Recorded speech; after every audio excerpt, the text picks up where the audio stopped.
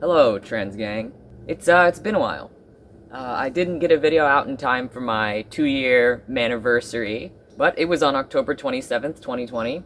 And thank you to Joe Aquilina for leaving a comment and asking for this update. I teared up when I got that comment notification on my phone, and I read it, and I was just so touched that you cared. You know, when I started this channel, gosh, about a little over 2 years ago now, I guess. I started it with the thought in mind that if this just can help one person, it would have all been worth it, and I would have done enough. So thank you all for being here and for clicking on this video. I've been busy in the second year of my grad program. I also haven't had time to update my absolutely abysmal channel profile picture or channel banner. I believe I made that in like 5 minutes in class just to have something up there, and I've always been meaning to update it, but I never have. Like, the tea isn't even green, it's blue for a channel called Green Tea, like, whatever. Now, for the updates. Update number 0, I guess. My makeup routine right now. So most of my subscribers have come from my masculine makeup tutorial. It's my most viewed video. It's the most viewed video on my channel, so thank you for that. I hope that helps anybody who's not just trans or in drag, but just people who are looking. I got a comment around Halloween that someone was using this for their boyfriend, and a lot of my subscribers, I'm pretty sure, are from that video.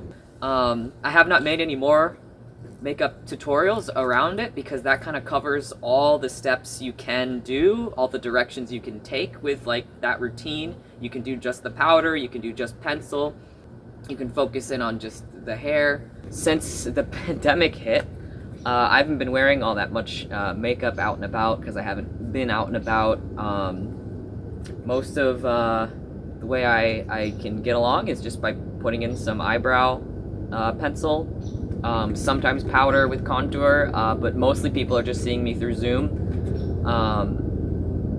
So I haven't been doing as much with my face, but that's also helped for me to realize that it's really not about what my face looks like, it's about more how I feel. Something else I've noticed just with my face as well is my hairline has changed, and I thought it was just in my head, right?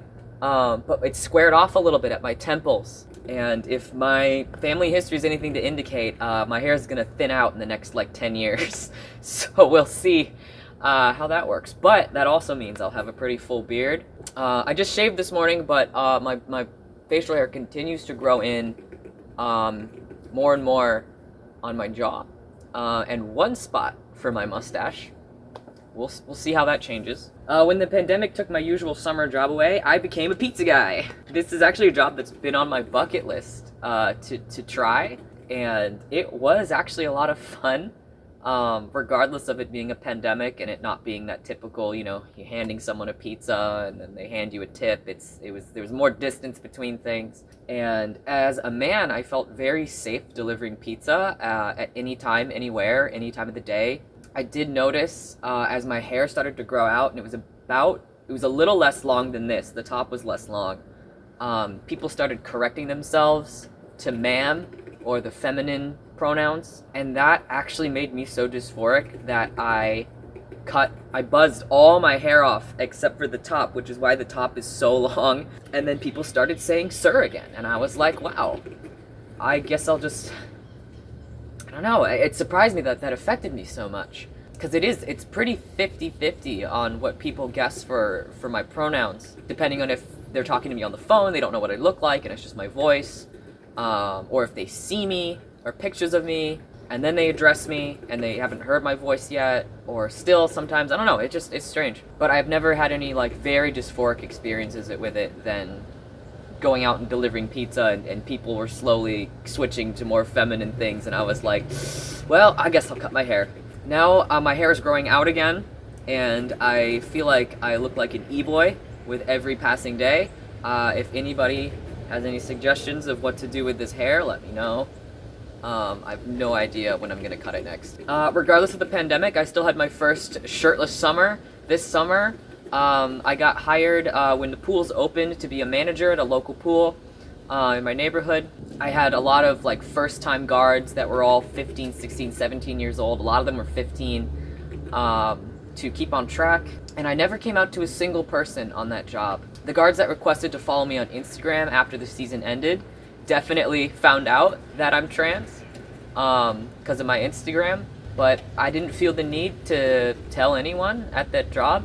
But I did consider, like, if I should come out to them, just so that they can know in the future, because I'm probably the first trans person or trans adult they've met, and, like, it would be great if they knew that when they go forward in life, that remembering that, hey, like, trans people are pretty normal. I've worked with one all summer, and, like, it's just, they're just people, right? But I didn't. That was my choice. But I hope they remember me as someone who's definitely someone whose behavior they could emulate. I woke up with new rights this summer. In June, the Supreme Court passed down their ruling on the case with the trans woman who worked at the funeral home, and there was another case that was with it, making it unconstitutional to discriminate against someone for their gender identity, which is great. They ruled that under, like, the Equal Opportunity Act. I've been following it since last October of 2019, and I saw the news and I just smiled.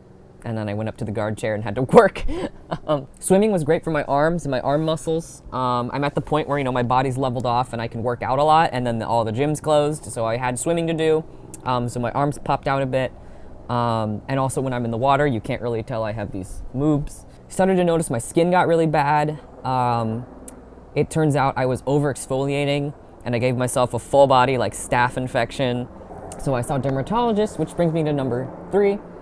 Accutane adventures. I'm starting Accutane.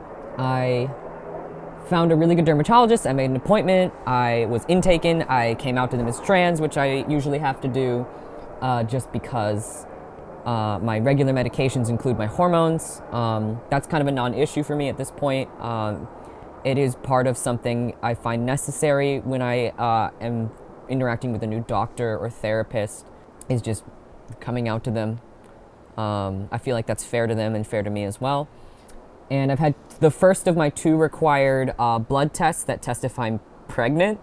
As a female patient who can become pregnant, they were so close with getting, like, the inclusive language right, but they just couldn't get away from the female thing, right? But they have to check, they have to legally make sure that I have 2 negative pregnancy tests before I can get prescribed this, and that I know what it's about. They legally had to tell me there's 2 lawsuits against it. One is about the birth defects that Accutane is known to cause. One is about a different thing with mental health. If you cannot get pregnant, it's 1 blood test beforehand to check liver function, and then 3 blood tests for the next 3 months of the total 6 months that Accutane goes for, the first, like, course of it. And usually the only course of it is 6 months. I'll be tested every month for those 6 months to keep making sure that I'm not pregnant, my liver hasn't done anything weird. So the good news is, as a trans man, or being trans is not a reason that will stop you from starting Accutane. But if it's something that triggers you to think about your anatomy like that, or to be referred to like that, prepare yourself for it if you're looking to get Accutane. Something else that was required was a prescribed version of birth control. I have Nexplanon in my arm, so that took care of that. I'll have this in me until January of 2023, I think. It's made me realize that there's this kind of, like, medical identity that I have that exists out there. Much like you have your physical one, or you have, like, a digital version of yourself that exists from all those data points on the internet that creates, like, you on the internet. There's a version that is kind of out there, made of all these medical records that I leave behind, that is different and unique from the other versions of me, because, like, it has different words I have to use that just make sense medically. When I got taken for my blood test, they had checked male under sex, and because it was sex, I corrected them. I said it's female, and she was like, "Oh, I'm sorry." And I was like, well, you could be right. If it was gender, you'd be right. But that's where I make that distinction personally, because I feel sex and gender are different. A lot of languages don't have a difference between those 2 words, which I think is what holds them back from realizing that there's a difference between them. That's a whole different video, though. Number 4, top surgery. If anyone's wondering, I don't want it. Number 5, my parents. So some good news. I'm out to all of my immediate family and my extended family now because I accidentally shared something on Facebook, which had like a biography of myself because I won a logo redesign contest, and the biography I wrote had me as he and as being trans, and I sent it out, and I didn't think that everybody on Facebook would actually see it. But I started getting all of these messages and responses for it, very positive ones. My mom was like a bit upset because she felt like I kind of pulled the rug out on her, but I literally just wasn't thinking. Because to me, it's such an obvious fact now. So that took care of that. I'm out to all those people. My mom and dad, and my brother and my extended family as well, still call me she. That is something I allow them to do. It's something I'm very aware I can correct them on. But it's something that personally I'm waiting to do.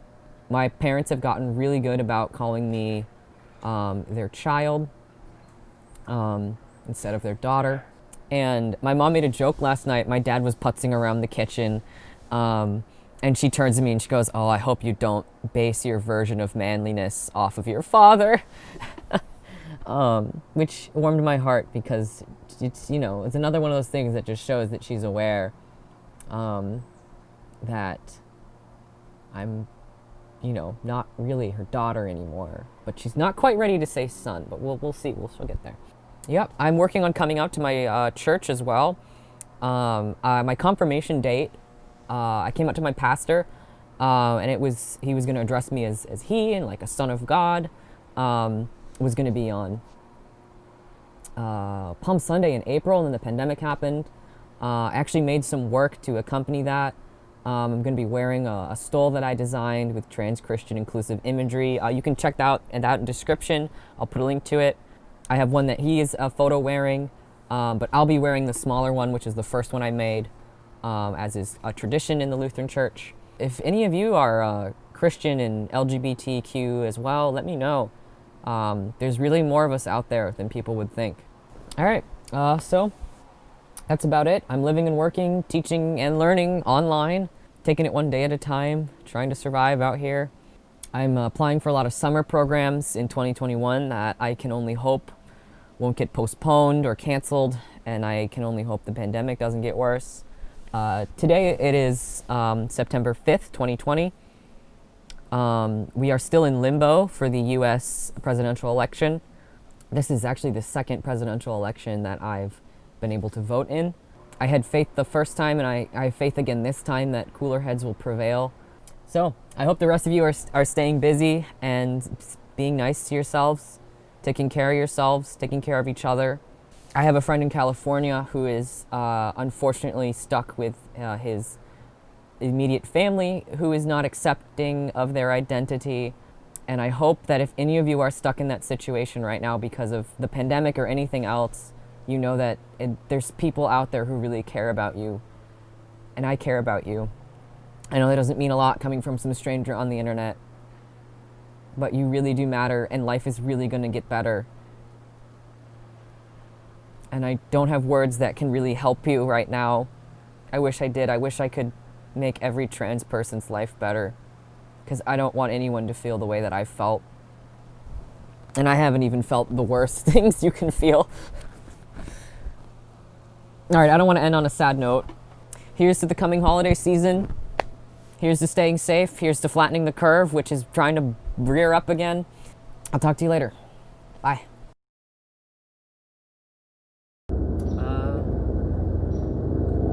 Update number 1. Oh, there's a helicopter coming over.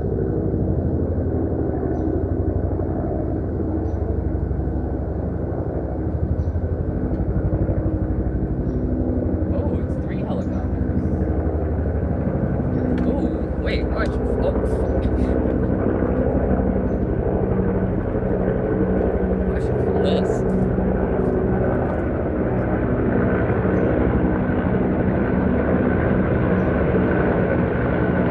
Look at that, 3 helicopters. That means the president's in one of them. Oh, 4 helicopters.